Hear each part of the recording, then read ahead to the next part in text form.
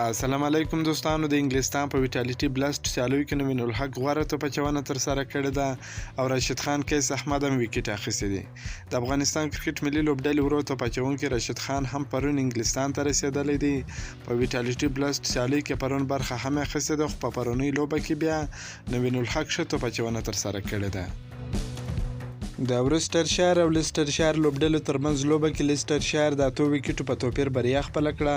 په دغه لوبه کې ورسټر شهر 114 منډې کړې وې چې دغه هدف په اسانۍ سره لیسټر شهر پوره کړ. د لیسټر شهر سره افغان لوبغاړی نوین الحق هم لوبیږي چې نوموړي په 4 اورونو کې د 22 منډو په بدل کې 3 مهم لوبغاړي وسوځول او خپلې لوبډلې ته یوه بله بریا ور په برخه کړه. بله لوبه د A6 او C6 لوبډلو ترمنځ ترسره شوه چې A6 244 منډې وکړې، په جواب کې C6 233 منډې وکړې چې د 11 منډو په توپیر باندې A6 په لوبه کې بریا خپله کړه. د C6 سره پرون راشد خان خپله لومړۍ لوبه ترسره کړه چې په توپ اچونه کې په 4 اورونو کې 42 منډې ورکړې، 1 وکټ یې واخیسته، خو په توپخانه کې په 0 سره وسوځېدی. درېیمه لوبه د امشایر او کینټ لوبډلو ترمنځ ترسره شوه چې امشایر لوبډلې 221 منډې وکړې او په ځواب کې کینټ لوبډلې 160 منډې ترلاسه کړې چې د 450 منډو په توپیر باندې امشایر بریا خپله کړه.